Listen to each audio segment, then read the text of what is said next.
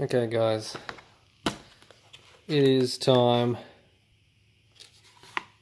to unbox the WARFET. Got a little booklet here, diagram, it's pretty cool.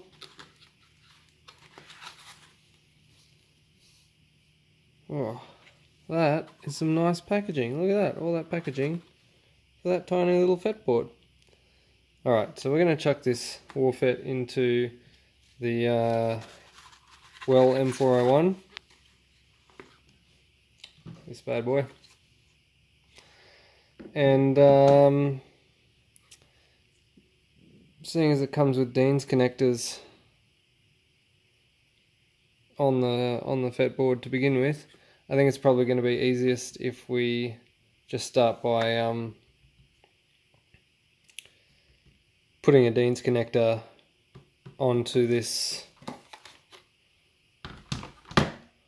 instead of the standard, I don't know, whatever they're called, XTC or the standard connector. So I'm going to just re-terminate it with a Dean's connector, just for the purposes of just to make it easier to connect this up.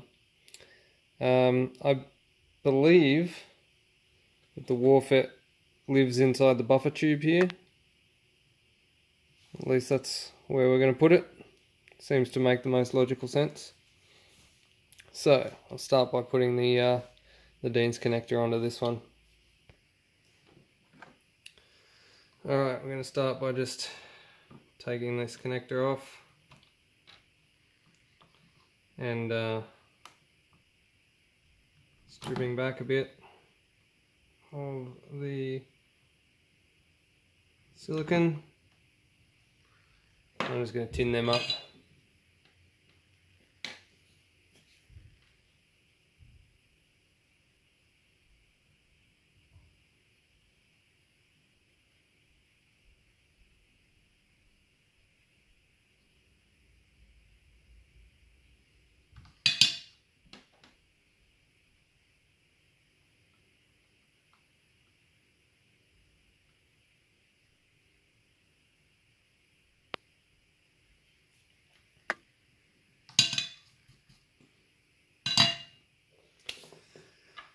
Alright, so we're going to put the male end of the Dean's plug on this because the battery will always have the female. That's so if you drop it against something metal, it doesn't short out the pins. Whereas if you put this one on and then you dropped it against something metal, you'd have a hell of a problem. Now I'm just going to drop some heat shrink onto these wires before soldering them. It's always a good idea. It's harder to do once the wires are soldered on. Okay, so that's the upper receiver gone. We're now going to take the pistol grip off and with it the motor. And for those of you who were asking me which motor is in this, I was going to make a video of putting the motor in, but I got a bit too excited and chucked it in before making the video. But now that I have to take it out again, you will get to see what motor's in there. So stay tuned for that. As always, take your two screws from the bottom of the pistol grip out. And don't let your motor fly out of the bottom. Keep your thumb pushing that cap in while you remove the screws, because once they're loose, your motor will spring out. Alright, two screws out and release the motor. Don't lose this shim, because it's very important for the correct gear mesh in your shimming setup. So that's important not to lose that shim, because that's what sets your motor height. You disconnect your motor terminals and slide out your motor. So this is the one that I've got here. It's the Chi-Hi 39,000 RPM at 8 volt motor. Ridiculously fast. It's yeah, it's something else. And this is something else which is cute. This is the standard motor, but when you do buy this Chi-Hi blue and red motor, I don't know if it's got a particular name, it does come in this cute little case, which is cool. It's one way of knowing that you've got an awesome motor is when it comes in nice packaging. Alright, now next one is the 2 Phillips head screws that attach the pistol grip to the gearbox.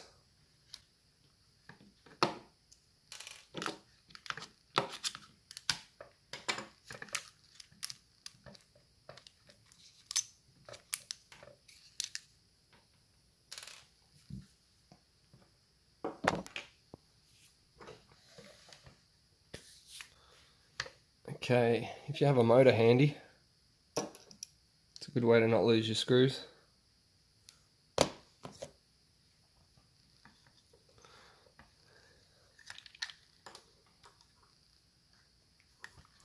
Now, we're going to have to take the gearbox out of the receiver. So, we do that by knocking this center pin out. And of course, don't forget to remove your mag release.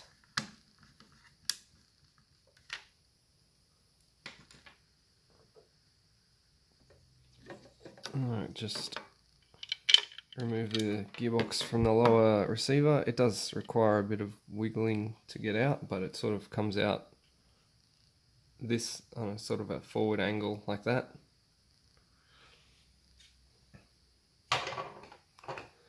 And now we're going to want to wire in our FET trigger wires to these trigger terminals here.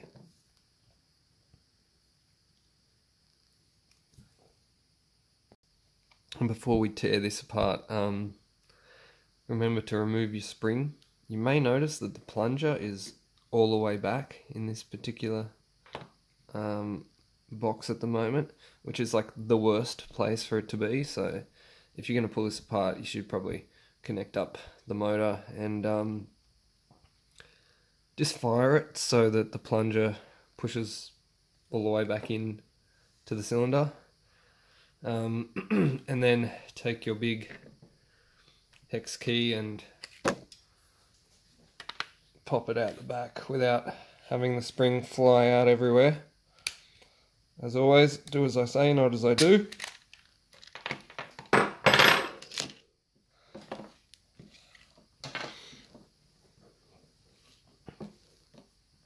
Alright, now that we got that spring out, the plunger's not going to fly apart, and we can tear down this box. Now, one of the annoying features of this particular box on the Well M401 is this blue wire, the most annoying wire in the whole box, and you see that I've glued it here on the previous build.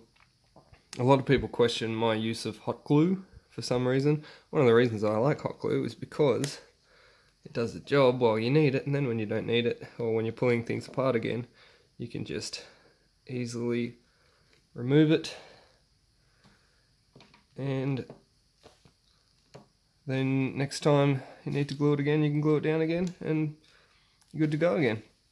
I like it because I have to obviously tear things apart often, and so this gearbox probably comes apart like, I don't know, 10 or 20 times or whatever. So if I did do any sort of permanent type gluing, Araldite, Sikaflex, whatever, then it's just going to become a pain for me later on when I need to pull it apart again, and that's why.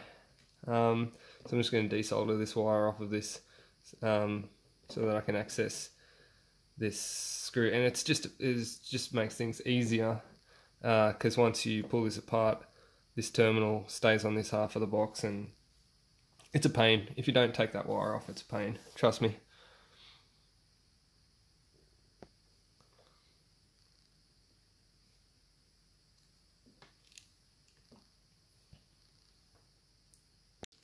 Now I've got to take apart the box. Remember, you've got the Phillips ones, which is here and here, this one.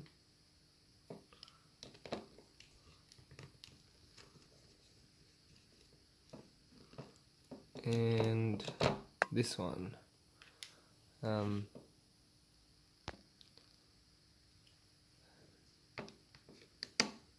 Behind the annoying blue wire terminal. And they're the 3 Phillips 1s. All the rest are Phillips 2.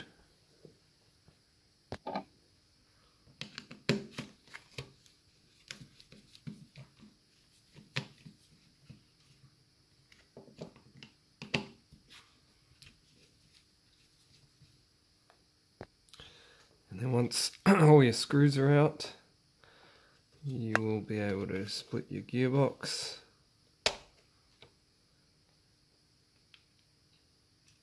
And remove it. Now, when you do this, be very careful not to lose your shims or your bearings. In this case.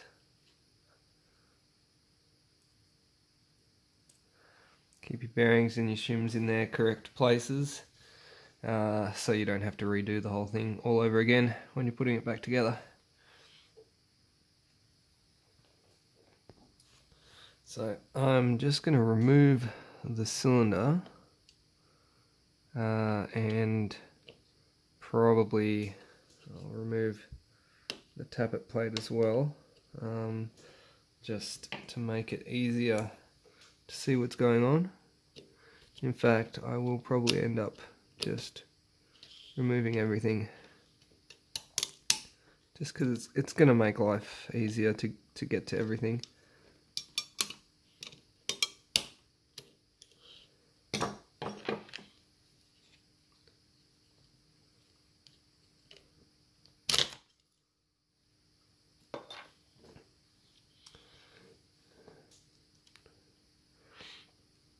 Now we can see our trigger contacts here a bit better.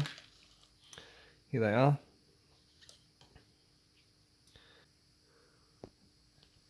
Now I am going to pop the gears out to make things easier. Again, I'm making sure not to lose my shims or my bearings. And you notice I say bearings as well, and I'm keeping the relative bearings on their gears because there are manufacturing tolerances in the bearings as well. So this bearing may not be the same as this bearing, which may not be the same as the other bearing on the other side. So keeping in mind that it has been shimmed to these specific bearings, so if I change those bearings, I'm effectively changing the shimming as well. So if I swap this bearing to that one, it could be made to a slightly different tolerance. I don't know the machining specs of these particular bearings, so just to be sure, I'll keep all the bearings with their associated gears. Now while I've got this apart and we can see the whole electrical path of this gearbox, I want to talk about the mag priming myth that surrounds this blaster. Basically there's a myth that's going around that if you select fire switch sort of somewhere halfway between safety and semi-automatic, it will prime the mag when you pull the trigger. And it stands true for some of the blasters, but it's not a feature that was ever intended for this blaster. And because like a lot of people are saying, I want to buy the one that's got the mag priming function, but it doesn't actually have one. If you look at the way this works, so you've got your battery power coming in here. Your negative goes straight down to the motor. Here, there is a connection to the little blue wire for the negative to the blue wire, which is your negative mag terminal. And then the positive wire goes all the way along here and connects to this terminal, which is this half of the trigger switch. Now when the trigger is pulled, that metal slider jams in between this side and this side of the terminal, and it connects them. And when it connects them, on the other side of the terminal there is this bar, which connects to the positive of the mag terminal to run the mag motor. So when you pull that trigger, it will run the mag motor. It will complete that circuit. It will also, if you look at this side, come down into this top contact, and if the safety select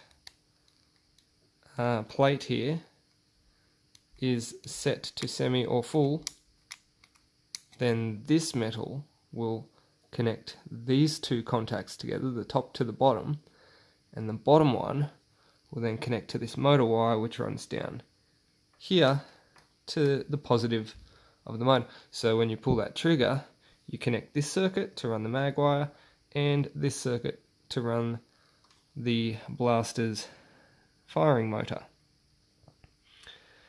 Now, if you have it on safety, where the plate is pushed forward away from these two terminals, so that these two terminals are what control the motor, so the main motor, the main firing motor. So if those two terminals are off like that, you're in safety and the motor won't run. So if that's off, not running the main motor, you'll notice there's a mechanical safety which pops up as well, so you can't pull this trigger. However, if you were to jimmy this trigger and that mechanical safety a little bit, or if the quality control in these blasters when they were manufactured wasn't that great, which, let's face it, it isn't, you may be able to pull this trigger hard enough that you get the trigger contacts to connect even when it's in safety, which I can't quite do on, but it comes pretty damn close when the mechanical safety flexes a little bit. I don't recommend doing this because you will probably break your trigger, but if this mechanical safety was moved just slightly enough out of the way that you could pull this trigger and those contacts would contact without these ones being in contact, or if these contacts were bent down just a little bit more than they are, then you may be able to pull the trigger and prime the mag without running the motor. However, that is a manufacturing tolerance flaw and not a mag priming feature. It's not an intention of this circuitry to work that way. I just wanted to bring that to everyone's attention because everyone seems to think that there's some that have mag priming and some that don't, They don't. None of them do. It's just a flaw that sometimes you can exploit to get mag prime, or to get the mag motor to run without firing the blaster. Just an exploit. Anyway, now that we're here, now that we can access all these terminals, let's get to the wiring of this. What I want to do is I want to remove the wires, the two main wires, the red ones from these two terminals, and replace it with my new FET switching wire. I'm going to remove these, and then I'm going to join them together, I think down here, because I just want it to be out of the way.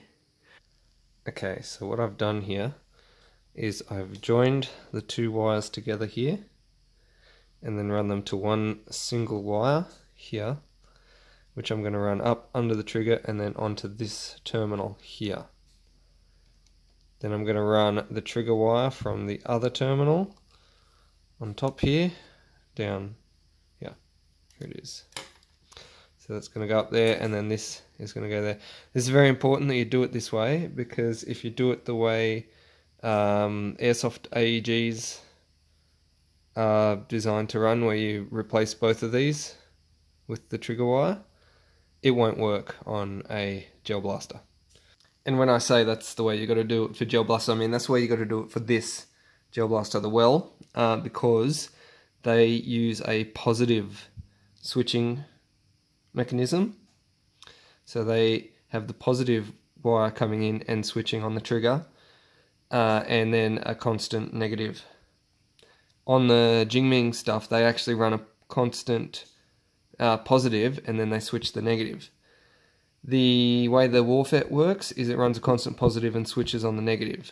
So if you're doing a Jingming gel blaster, it'll probably work the other way. But this is the way it's got to be for the Well.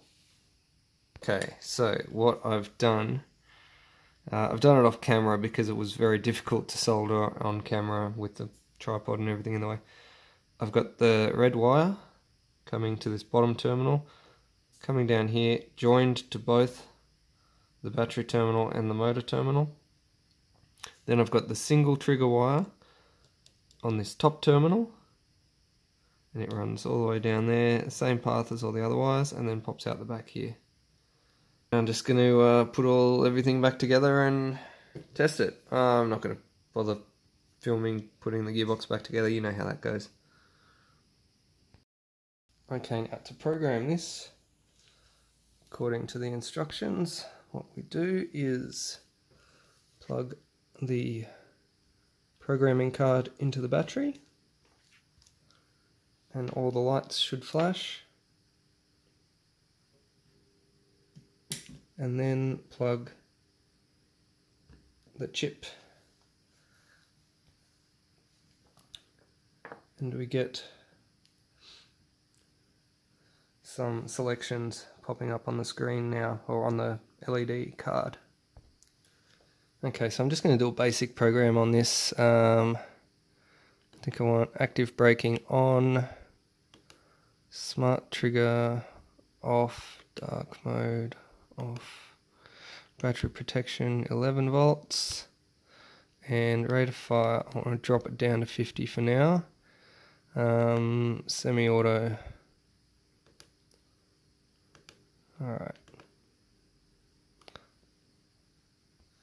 And that's all there is to that. And if I want to change that later on, I can just go back in here and just change it to whatever I choose. But for now, I'll try that, and I'm going to have a play around and see what settings I like. Okay, so I've played around with some of the programming settings, and what I found works best for this particular blaster.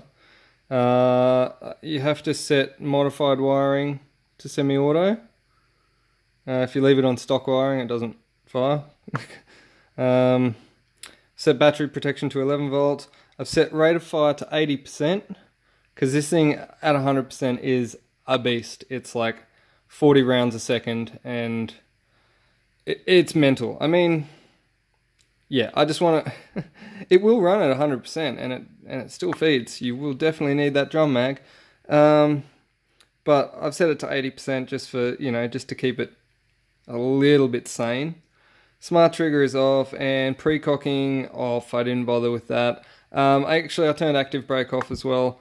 Active brake is interesting. It's like as soon as you let go of the trigger, the motor stops hard, but it does generate a lot of additional heat in the circuitry, and this thing warms up enough as it is. The pre-cocking is an interesting thing. Basically, what it does is when you've finished shooting, it winds the piston all the way back so that it's ready to fire for the next shot. So as soon as you pull the trigger on the next shot, that shot is released, kind of similar to the way a actual rifle would work. It's already cocked, you pull the trigger and it releases, whereas with these you pull the trigger, it cocks and then fires. So there is whatever, I mean, some people go in for that sort of thing. I think it's kind of unnecessary. It does require a lot of playing around with the amount of time, the amount of pre-cocking boost that you give it so that it gets it in the right position and all that sort of stuff. I don't think it's really that worth it, but got it all set in there now. It's living in the buffer tube. This is interesting. So the batteries that I've got in here, I'm using these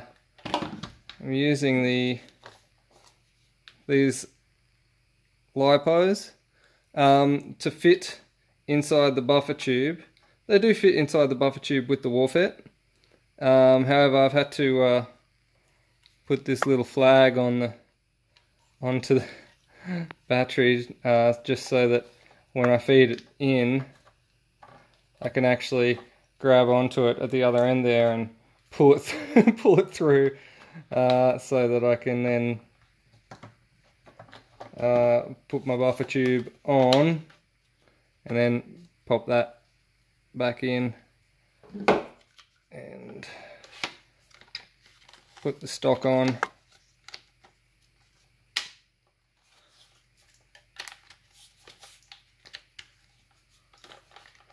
This has got that interesting little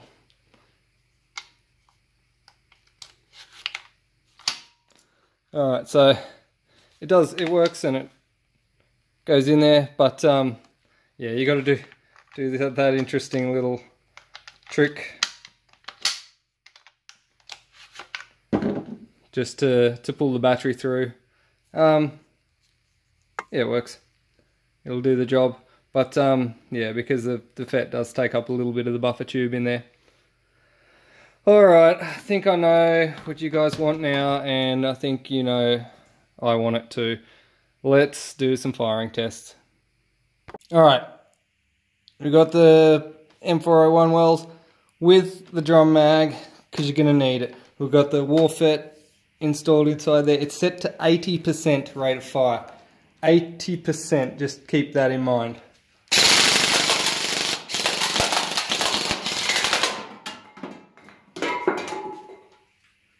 Anything but milkies, don't even bother. Semi-auto.